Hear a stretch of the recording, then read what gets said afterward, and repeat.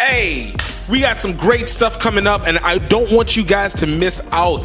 Straight off the bat, HBCU Rugby Classic tickets are going up for sale starting on Black Friday. It is going to be the cheapest they'll ever be. It is great seats. We're talking about VIP, talking about our general seats. HBCU Rugby Classic happening on March 31st through April 2nd in Washington, D.C. at Howard University. It's going to be the first time on Howard campus. And why should you go to it?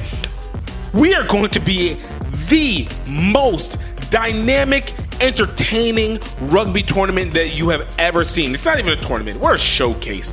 We're here to be able to show culture, HBCUs, and the mixture into rugby culture. It is something to be seen, from step shows, great rugby performances, and musical performances as well. So much that will be happening, and you don't want to miss out on it at all. Definitely go to hbcurugbyclassic.com. Go check our ticketing, and it will take you directly to our event, and definitely grab in. Tickets will only stay at this Black Friday price until Christmas. So I'm giving it a full month until Christmas, and then from there, we're going up. But I'm telling you, the value is going to be worth it right now, so don't miss out on 1 second of it. hbcurugbyclassic.com, 2023 HBCU Rugby Classic. Check out Howard University being there first. Check out the rivalry of Prairie View, A&M, and Morehouse. Get to see some international, the youth. It's going to be amazing. You don't want to miss a second of it. Yo, what's up, everybody? Welcome to a brand new episode of Rugby Swag. My name is GiftTime and Bailu, and I welcome to you guys on this post-Christmas day. I think the minute I stepped on our practice field for rugby, the calling happened. An 8-year plan to be on the team, and I was in it within 2 years. Don't wait until you are a pro to be a pro, right? And I walk around with a rugby ball sometimes, and they're like, what is this child on? It just looks like it was a heavy hit. It's up, it's not up. You know, that's the first time I played like professional. I'm making rugby money. How can I make money outside of it? And there's two Scottish guys, and they said, "Oh, you're here for the movie." That rugby is a game for all shapes and sizes, all cultural aspects. He looked at me and he says, "You guys are awesome." Yo, I hope you guys have had a great post-Christmas.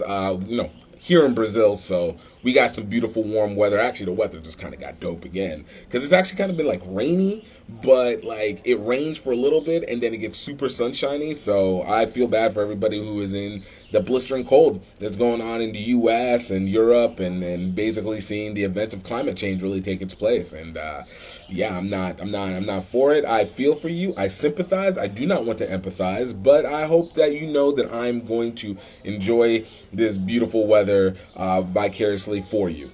All right, so don't worry. I got you guys. I got you.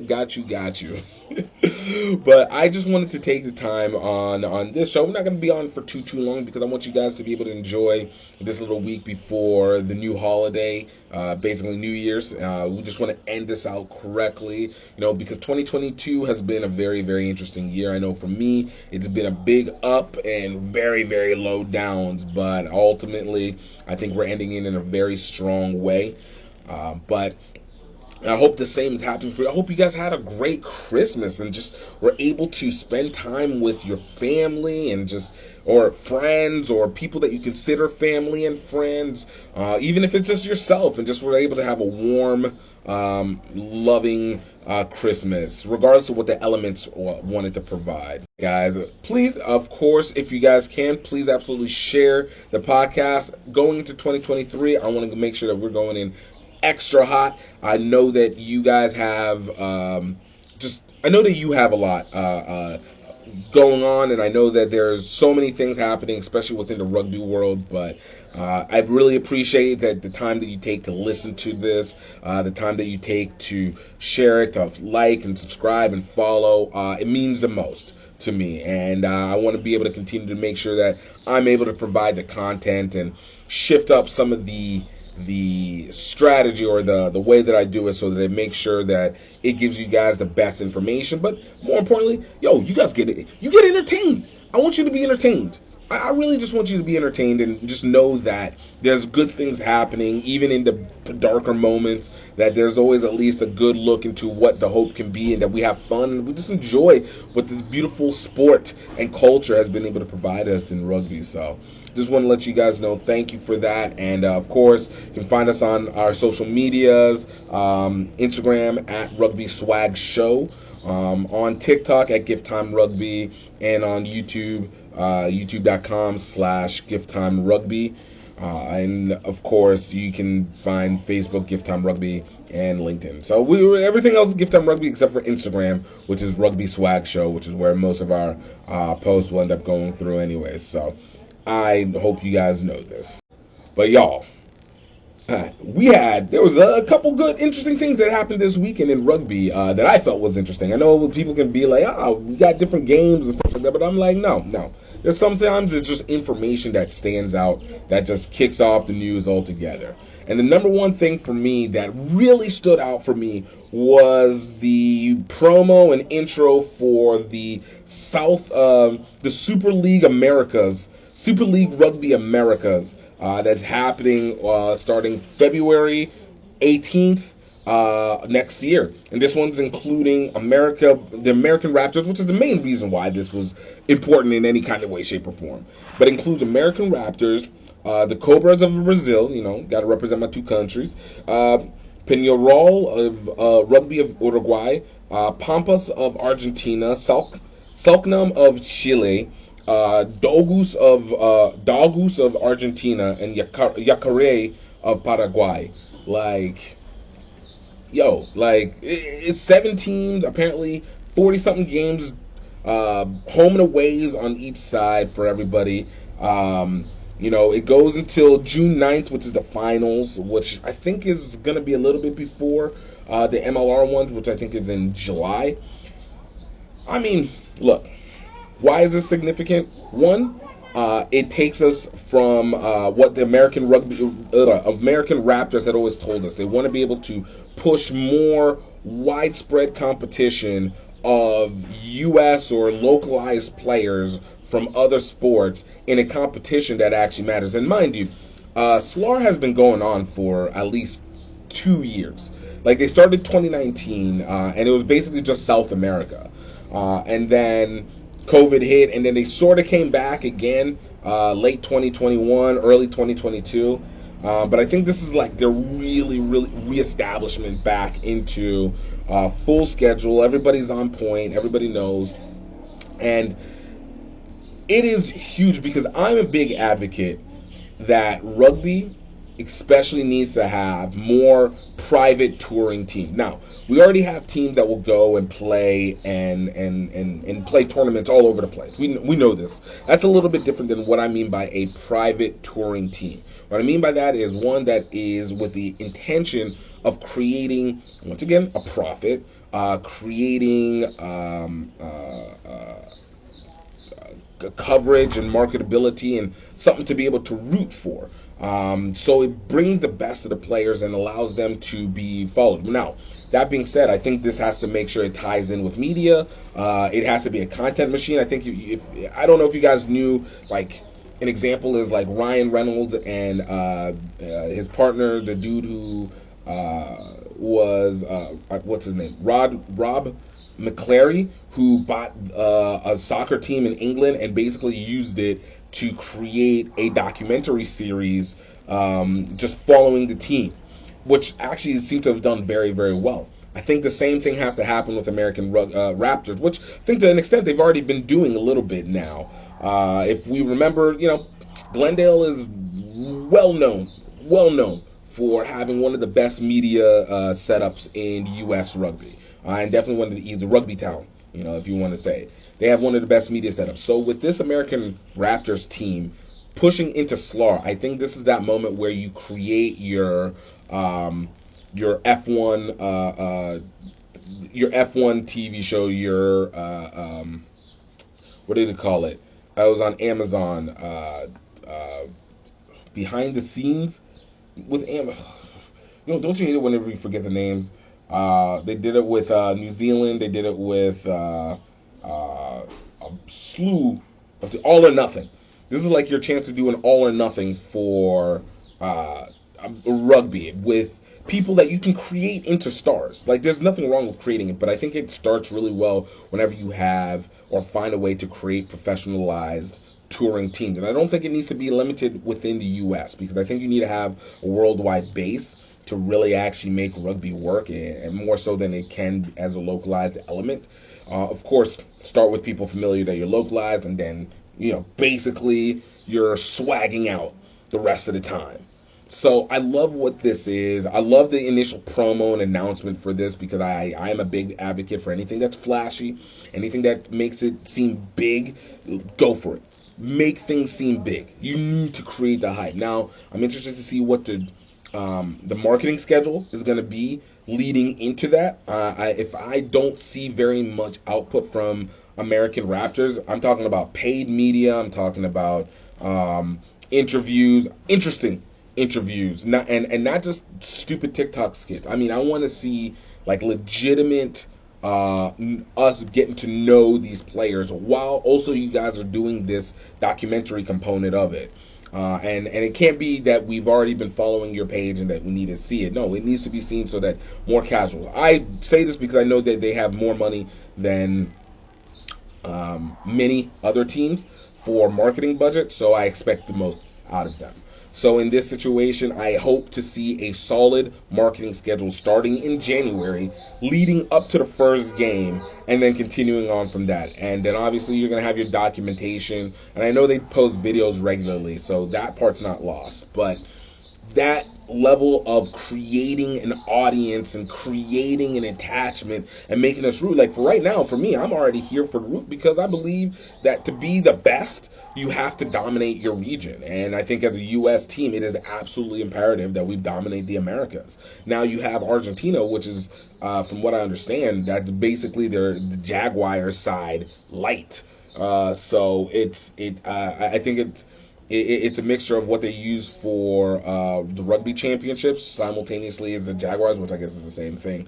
And just going into that, and then their second team is basically the Jaguars 2 second side. So we're definitely going to be seeing the most in the competition and watching athleticism build up and prove the point that we have talent and the technical ability, and that there is a formula here that can be scaled.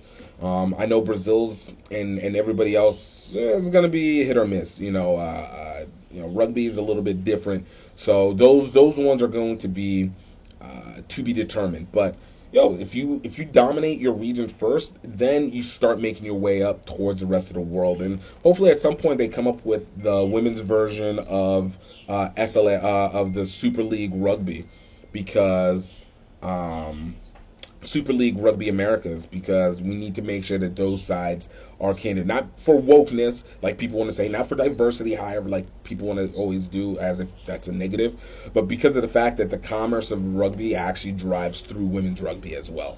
Like the two are a symbiote. They're symbiotic too. Men's and women's rugby are symbiotic of each other for the success of the sport and the commercial value of the sport overall. So hopefully this first year experiment of this combined team, this combined competition works, and you're able to create a crossover, which I know is going to be weaker in terms of the women's side, and it'll be US and freaking Brazil in that. Those are the two top women's sides within this region, give or take. I mean, Mexico has a stronger one, but Mexico's currently not in the competition, so until proven otherwise. But I think the interesting thing about this is that this competition also involved, I forgot to say, Brazil, Uruguay, I said this, Chile, Argentina, and Paraguay. Paraguay. I'm interested to see how Paraguay does, because you don't hear very much about them.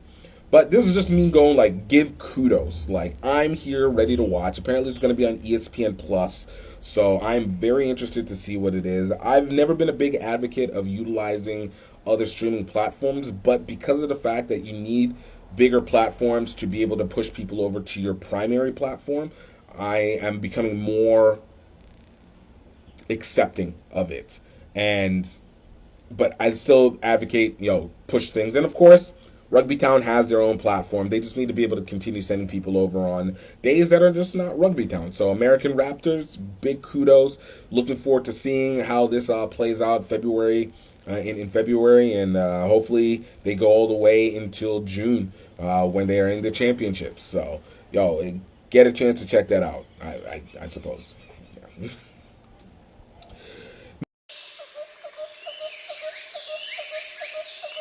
Hey everybody, this is just the Break Train sending out a personal little video diary to all you people out there, where I am going to document me riding most of the way between Singapore and Tokyo for the 2019 Rugby World Cup. I needed help, and it came from Louisiana. We in Singapore, baby! Gift from GiftTime Rugby USA is a extroverted tour de force. But what unites us is a hunger for adventure. Off to KL, Kuala Lumpur. Yeah! Woo! Gift, where are we? We're in Vietnam! Morning, Vietnam! Mount Fuji, baby! Our love of Asian rugby culture. 1, 2, 3, center!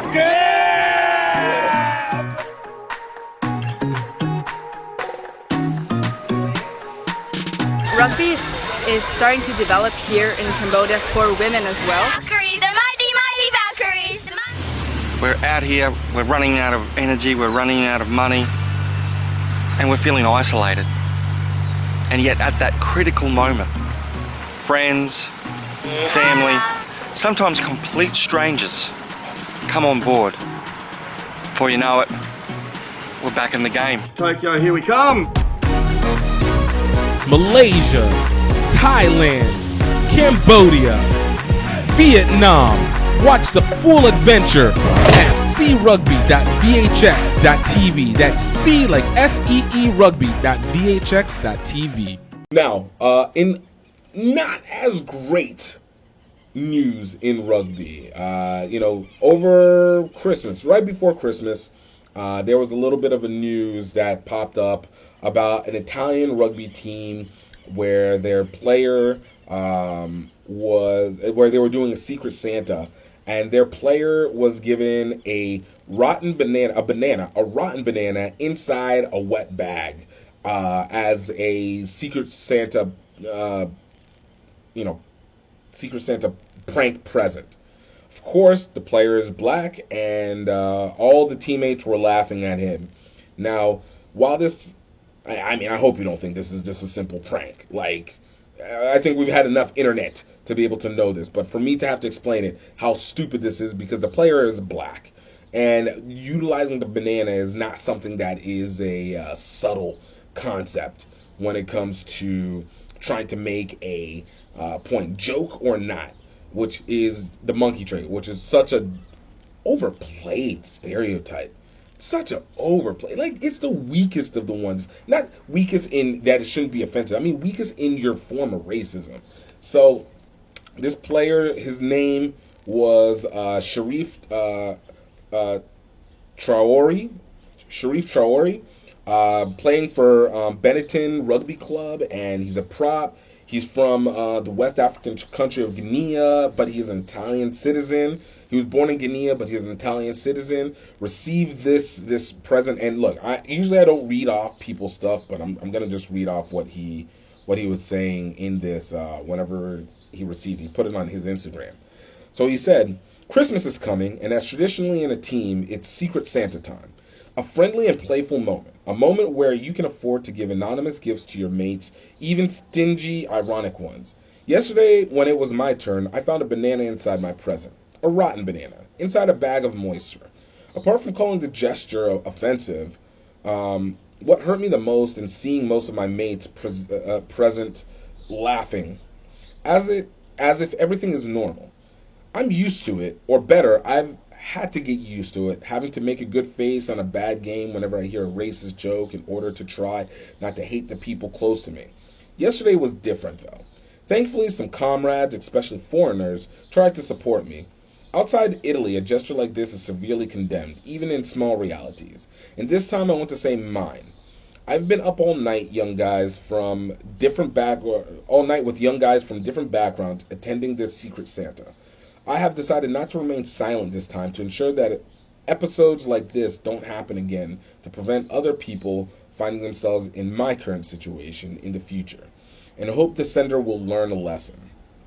So for me, this was something that it's not unique. It's been talked about. Like, one thing that we as rugby community have to always understand is that rugby is not a moral high ground. Like, it's not. It's a sport. It's a sport with a close community. It's a sport with a close cultural community, and a cultural community that involves multiple types of cultures and people that involved in it that are still all playing the game. But it doesn't take away the fact that bad apples exist. And this isn't this is a unique, it's not that unique. Like, some of these are legitimate cultural situations that stand outside the community of rugby but should not be accepted, as they shouldn't be in any other sport, obviously.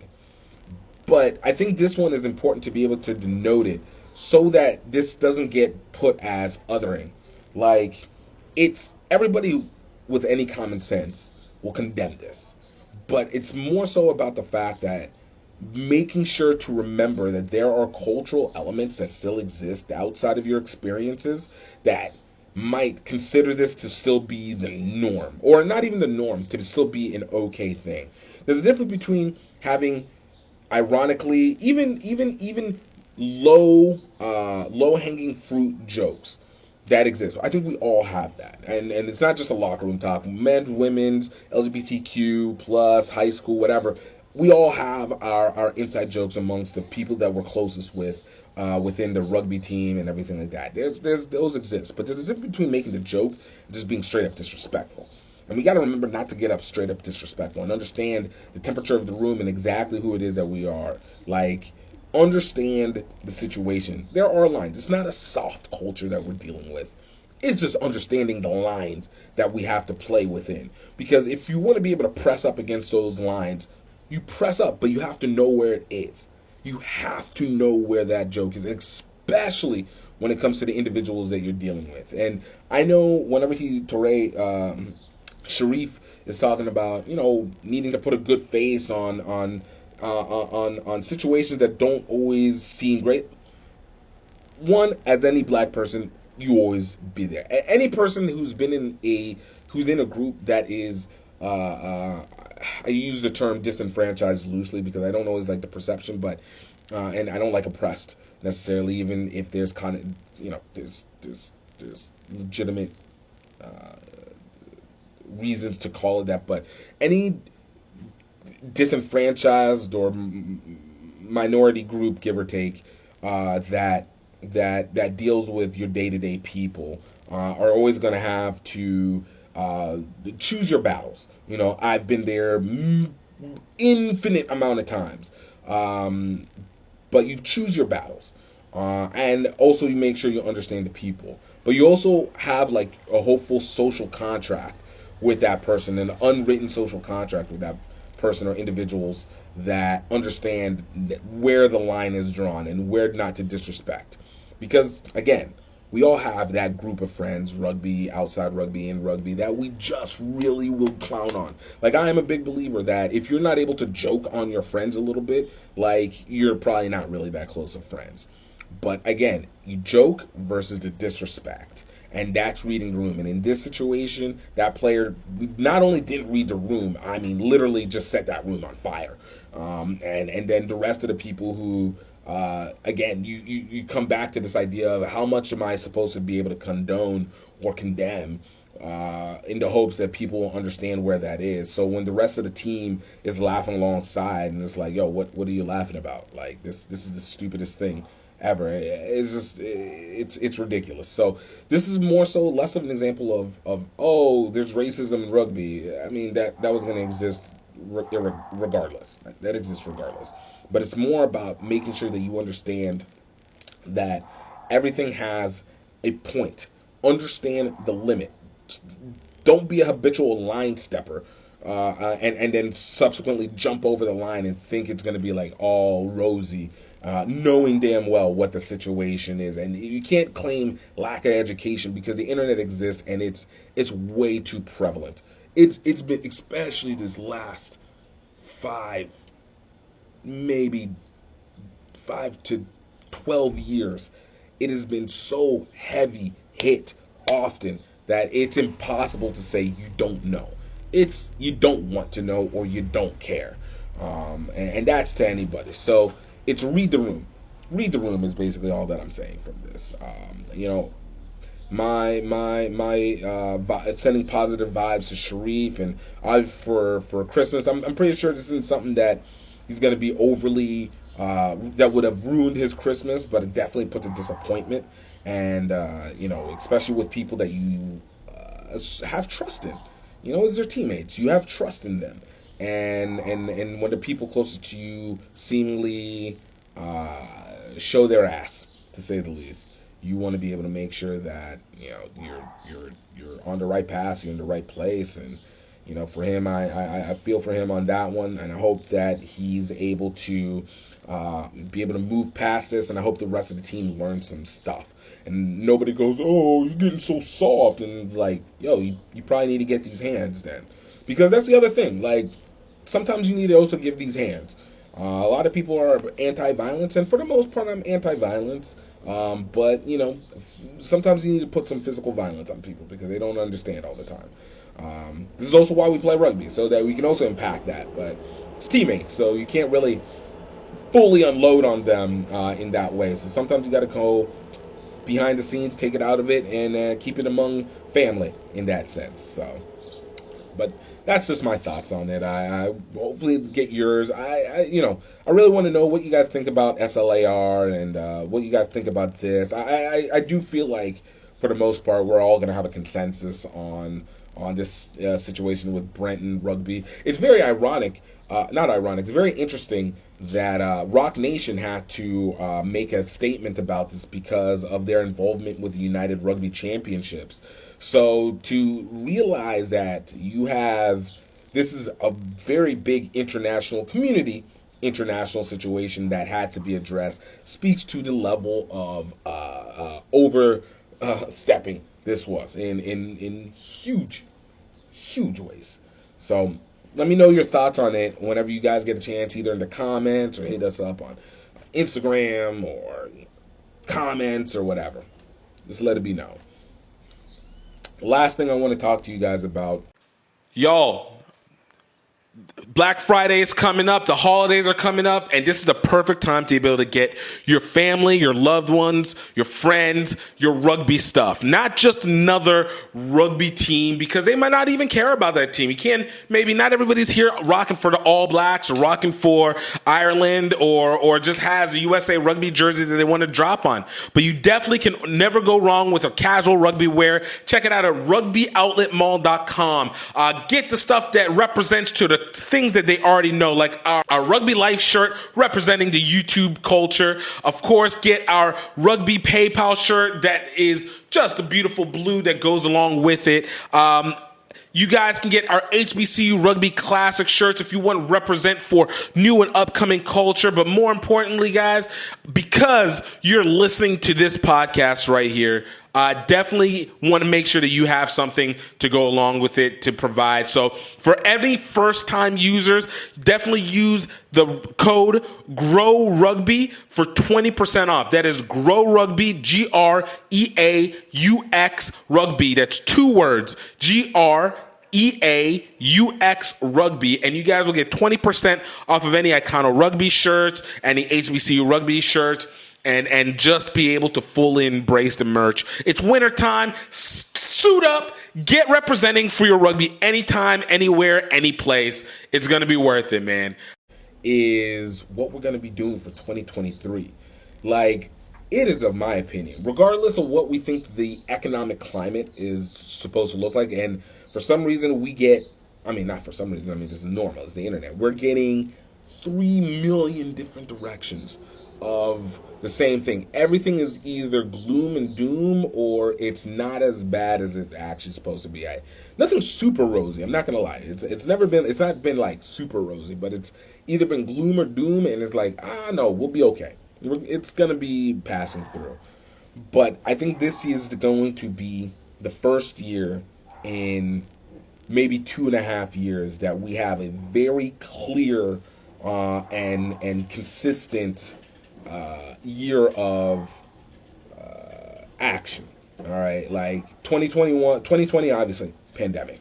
2021 was the after effects of the pandemic, and still like nerves are high. 2022 was our dipping our toe inside the living pool, and of course, we've really gotten used to it by the end of this year, but ultimately, still, it's still a factor that I think we haven't gone full in yet, but I think 2023 we're going all the way in. What we thought was going to happen in 2020, I think is going to start happening in 2023, and I think that's really important. So I don't know about you, but I want to let you guys know what my goals are moving into this next year, and if there's anything, hopefully it helps create some inspiration for what you guys want out of it, and of course what you plan to execute or how you plan to execute.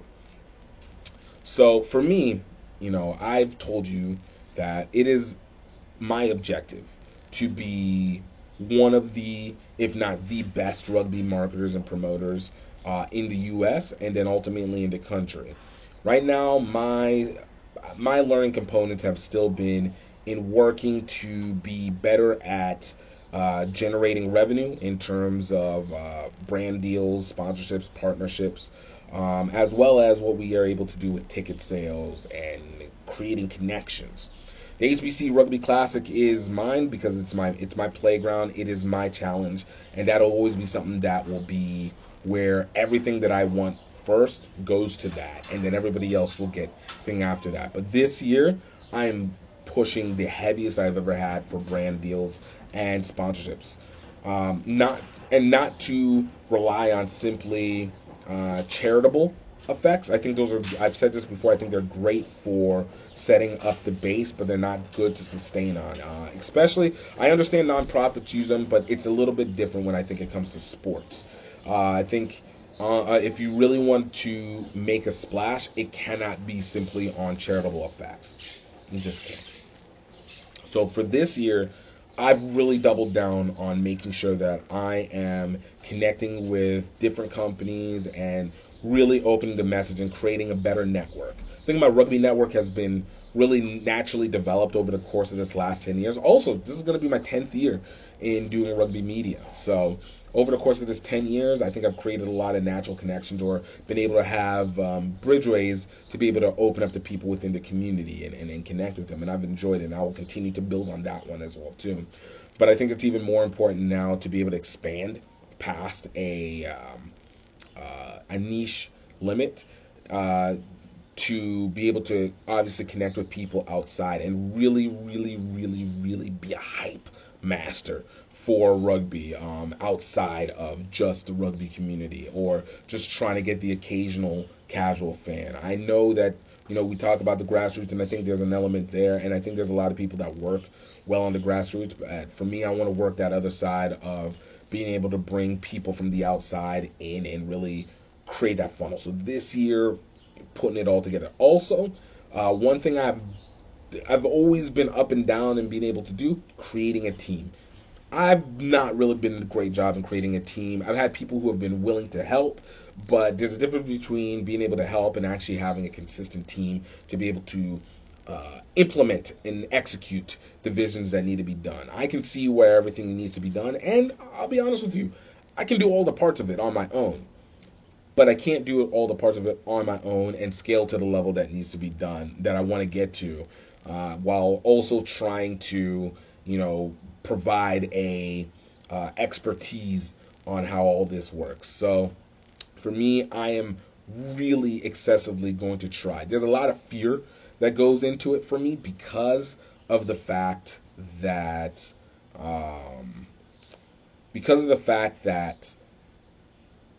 working with a team means having to make sure everybody is on the same page. And, whenever you do a lot of these things solo, you do it because you have a lot more flexibility. You don't have to answer to anyone. You're not really working for anybody except for maybe the people that you are providing a service to.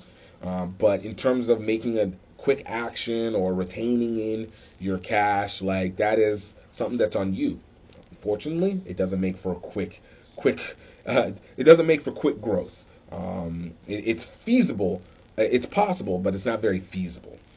So building a team and having that responsibility of making sure to execute, not just to execute for the sake of executing, but execute because you got other people to take care of, and those people are implementing their works to their abilities to serve this greater vision that's being put out there. So I am going to actively be looking for people to fit into the places that I need to help execute and be more in partnership with them. So, if it's something that you're interested in, hit me up. You can hit me up on Twitter, GiftTime Rugby, or like I said, Instagram.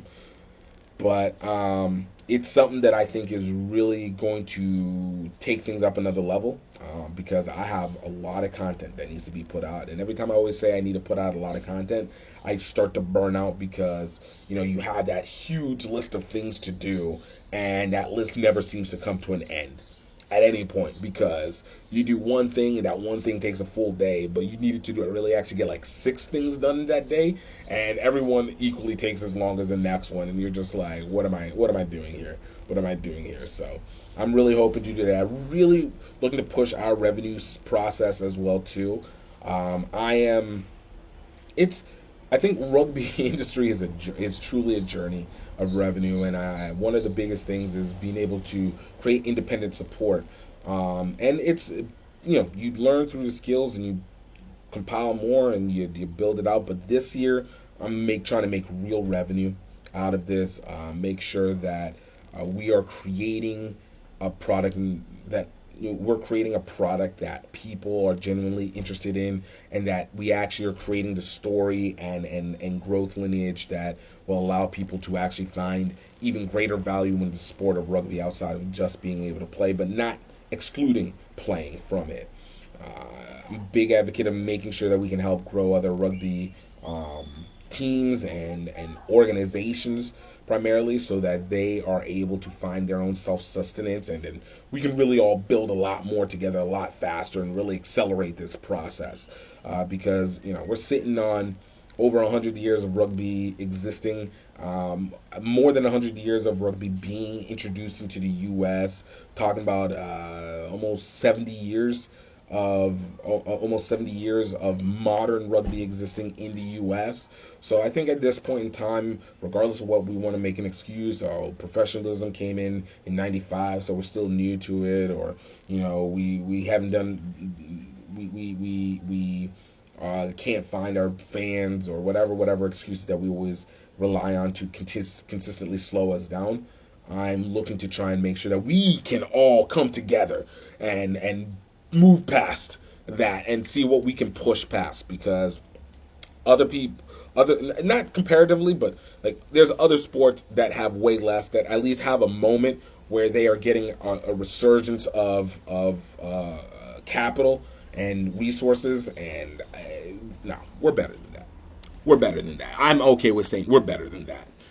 So I want to make sure that's doing that especially. And then lastly, it's really being able to connect more with people one-on-one. I think it's been a little bit more difficult for me this last 2.5 years for sure, especially within the rugby space. I've moved a lot. I've been in a lot of different places. Haven't been able to be as, ironically, as mobile in rugby as I had been maybe in 2019 and prior.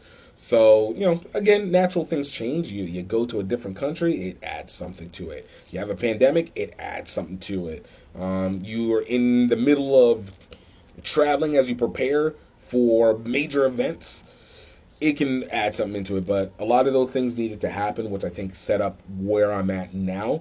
And in year 10, let's get back into it. This is what I do best, is being able to have this communication, and I want to have more of this face-to-face and be able to have that inference. I need another journey like Singapore to Tokyo any way we can, where we can really go out and be one-on-one with the people and really engage more into the rugby community, as well as continue to lift up everything. So this year, we're coming into it. God willing, there's nothing that's cataclysmic that's happening again that will create another global hindrance. Obviously there's always going to be stuff happening, but, to what extent? You know what I'm saying? Like, to what extent? We need this. So, but these are my main things that I'm looking forward to 2023. These are my goals.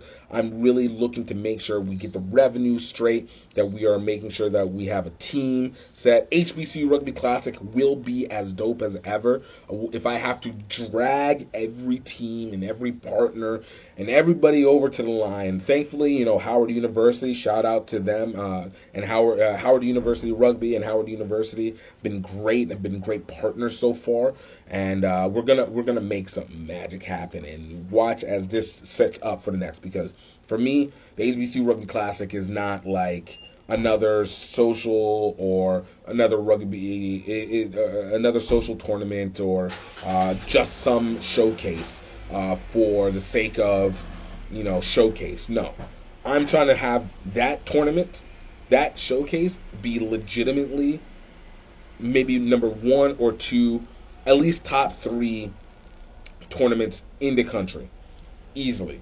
And yes, I'm talking about against LA Sevens. I'm talking about Rugby Town Sevens. I am talking about MLR Championships. I'm talking about Cape Town Sevens. Like, nothing against it, but I'm here for this competition. National Championship, like, we are going to beat all of you in the ratings.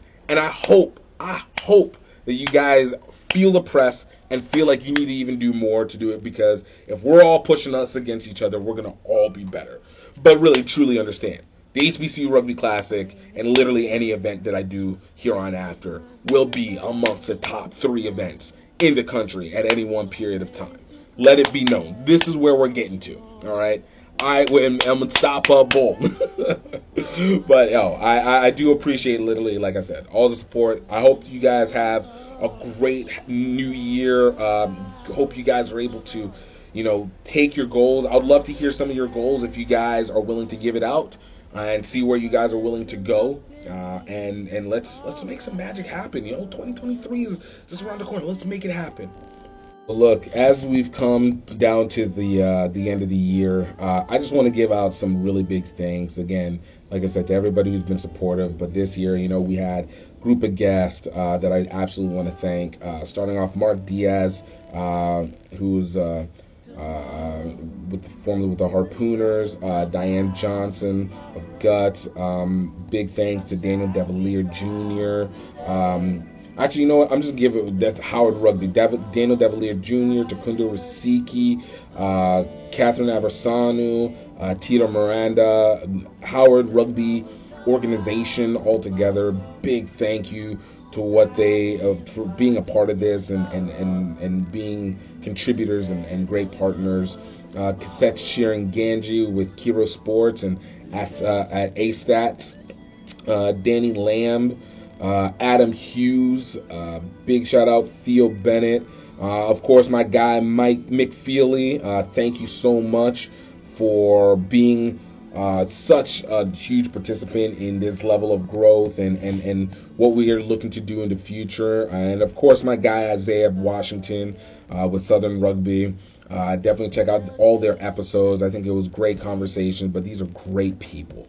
And the community continues to be full of so many great people with such great stories and great perspectives and outlooks, and are trying to be massive contributors into this space. And it means the absolute most to know that can be a part and have that our paths all cross in some way, shape, or form. So thank you guys all for this 2022. Thank you for your patience with me. Thank you for continuing to rock with me. And as always, I want to be able to make sure that I can continue to bring the best out of this, and really make sure that I can provide the value that I believe that you truly deserve, and that I hope to be able to achieve consistently each time.